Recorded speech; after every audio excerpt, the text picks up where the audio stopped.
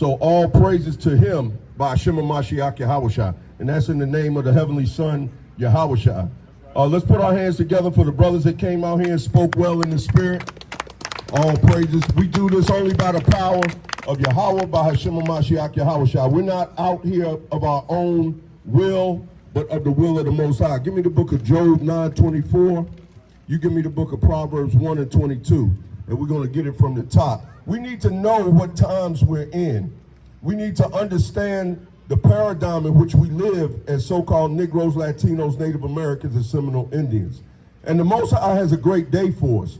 But you will never get your inheritance if you don't understand, number one, what it takes to get it, number two, to identify what it is. We have been sold a bill of goods that's been a farce, that's been a lie. And we have neglected the covenant of the Heavenly Father, therefore neglecting our responsibility to get it. Any faith that puts total responsibility on the Creator is an irresponsible faith. And America, namely Christianity, has taught us to be irresponsible in our convictions, man. That's the only thing that we can just make impotent declarations and say that, yeah, we're going to get this. Yeah, I love God. He loves me. Why would he love you? Why would you inherit the kingdom and you don't know what it is to get the kingdom? Read what you got. It's the book of Job, chapter 9, verse 24. The earth is given into the hand of the wicked. So the earth is given into the hand of the wicked. The first thing you should ask yourself, well, who is the wicked? And why is the earth given to the wicked? If the earth is given to the wicked, the Proverbs tells us that if a leader receives lies, and he teaches lies, then the people are going to be fools. Right. And in America, we become foolish. We become foolish in our doctrines. We become foolish in our behavior. And we don't resemble the characteristics of the Heavenly Father. Read. It's the book of Job, chapter 9, verse 24. The earth is given into the hand of the wicked. He covered the faces of the judges thereof. If not, where and who is he? So he covered the faces of the judges. The earth, that's talking about the authority in the earth. These are the people that cover the faces, the true faces of righteousness. This image of Caesar Borgia, we see here, right here, we see during the Renaissance period. This is all blasphemy, man. The whitewashing of the dark images. The dark images are the true rulers, just like you see the dark images on these faces of these men right here that's standing before you. There's nothing new under the sun, man. We are the Israelites, the world's best kept secret according to the biblical narrative, according to archaeology, and according to just plain common sense. But common sense isn't so common in America. So they whitewash. They whitewash the dark images. They whitewash the truth.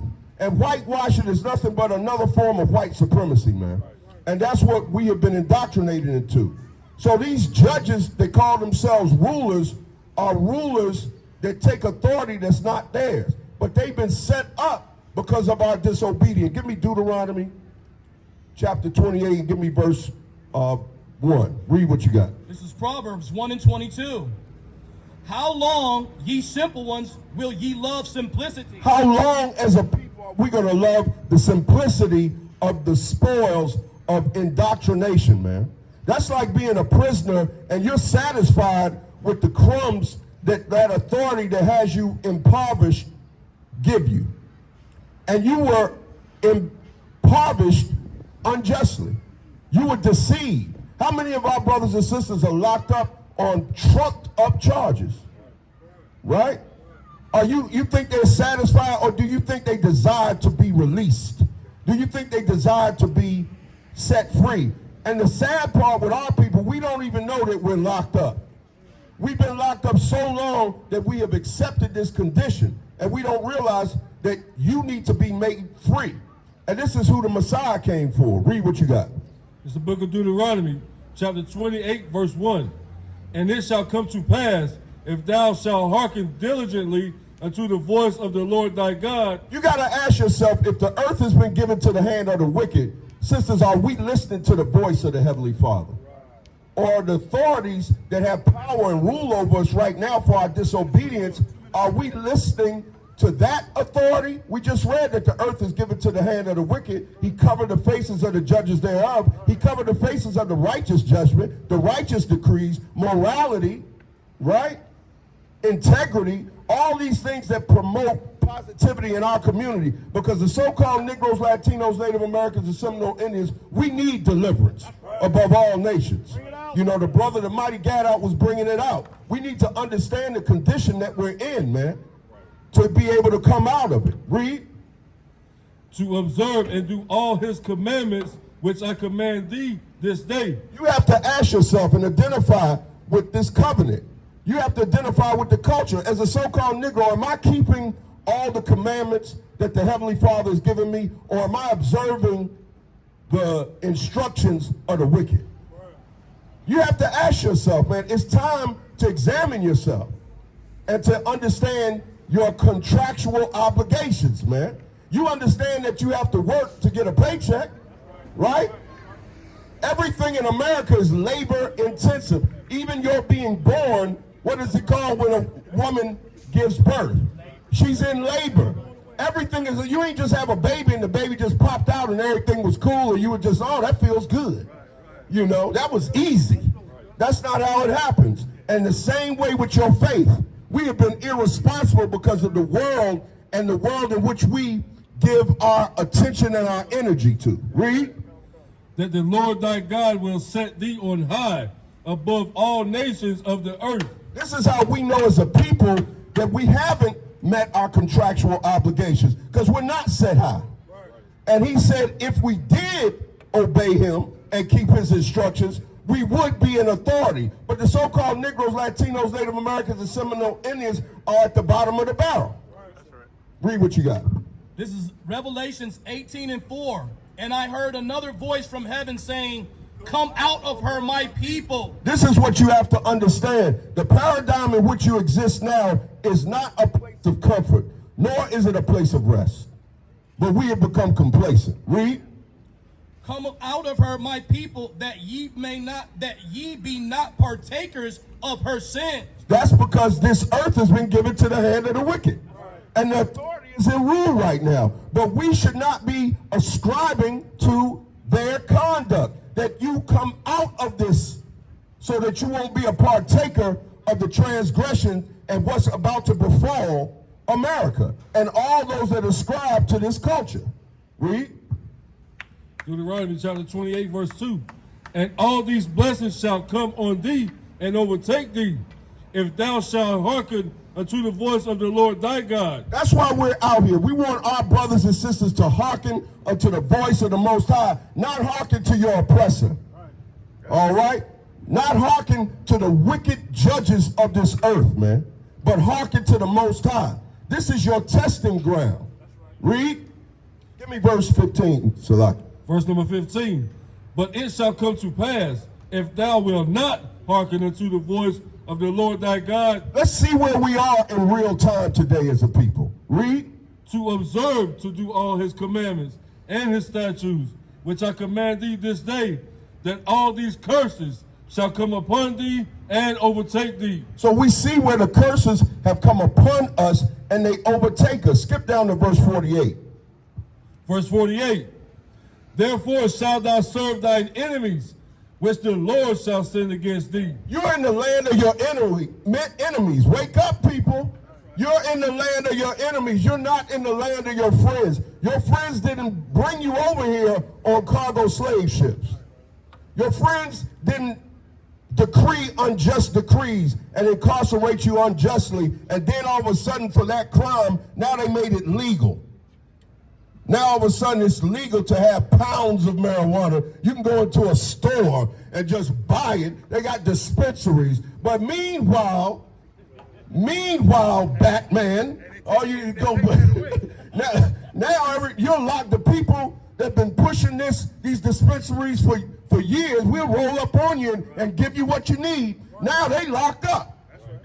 You see what I'm saying? I'm not advocating just smoking weed or just, indulging. But what I'm saying is you see the unjust decrees. And we walk around like, hey, nothing has happened to our people. Like no injustices have happened.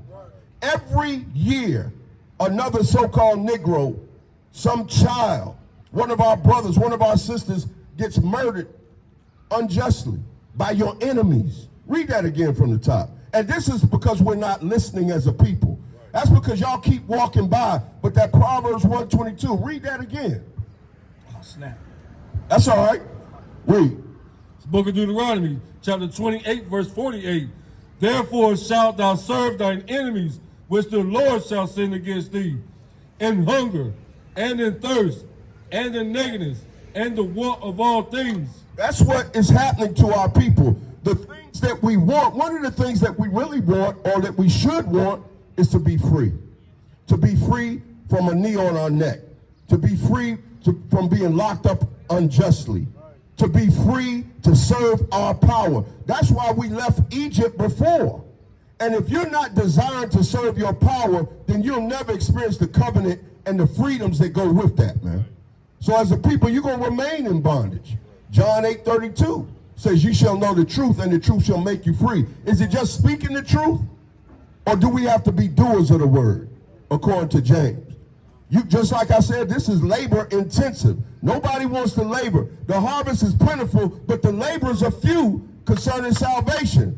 Most of us are indoctrinated into what our enemy has laid out for us. That's the reason why you're here. That's the reason why you celebrate Christmas, New Year's. That's why you celebrate all these compromised conditions, all these compromised festivals. These are festivals to check your temperature to see if you're still compliant. Read. This is Proverbs 1:22. How long, ye simple ones, will ye love simplicity? How long will the Negroes, Latinos, Native Americans, and Seminole Indians love the ways of America while they constantly benefit from white supremacy?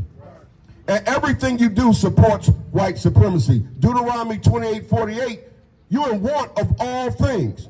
You can't grow, you don't even benefit from the crops that your foreparents sowed in the earth. You benefit from nothing. Everything that you sow, somebody else reaps it. Somebody else reaps the benefit. Even when your life is a sacrifice. Look at all these rappers. It ain't cool to be a rapper now, is it? That's a death sentence. The only people getting rich off of being rappers is the morgue. If you're an undertaker, you rubbing your hands. Because that's the only people, you see the next rapper, oh, he won't be here long. That's a death sentence. Matter of fact, I'm going to take me out some insurance policies. I'm going to take some, because the so-called Negro, you can make your money. You know, all you got to do is grab a Negro by the toe and boost them up in the rap industry, man. You getting paid. Yeah, take this $2 million life insurance. Yeah, I know you're only 22. You probably won't see 22 and a half. You know, that's an investment right there. That's how you get the bag. That's how your enemy is getting the bag. And if you don't believe you have enemies, something's wrong with you. Read that Deuteronomy 28:48 from the top again. From the top. Therefore shalt thou serve thy enemies. You shall serve thy what? Thy enemy. Thy what? Thy enemy. We're serving our enemies. When you go to work every day, you're serving your enemy. When you go to Walmart and buy what you need and want of all things, water, food, you're serving your enemy. Read. Which the Lord shall send against thee. The Heavenly Father sent that against us, and we got to wonder, why would a Heavenly Father send that against us? Because we've been disobedient to his commandments. Read. The Lord shall send against thee in hunger, and in thirst, and in nakedness, and in the want of all things. And he shall put a yoke, and he shall put an iron upon thy neck. A yoke of what? A yoke of iron upon thy neck, until he have destroyed thee. And we see that the minds of our people are destroyed. We see the image of the yoke of iron right here when we were brought over here on cargo slave ships, man. This stuff, and our people want to forget this. Our people want to forget this oppression, but they never forget. They never forget their celebrations that were off the backs of our people, off of rape, robbery, and murder. You know, would you feel, how would your ancestors feel to see you celebrating Christmas when you were a slave during the Christmas time, and actually you were a gift? If somebody gave a Negro on Christmas Day, what you want? You want a baby boy or a baby girl to do as you please with, man? Come on, man. You talk about child trafficking. America is the biggest culprit of child trafficking. Come on, what are you talking about, child trafficking? You get a charge now if you call sex trafficking if you invite a sister over to your house from another state. And you know they pushing that for the so-called Negroes because of your immorality. And the Most High is doing this because we won't obey. But who are the biggest sex traffickers on the planet Earth? And held up to be Hugh Hefners, right? Come on, please.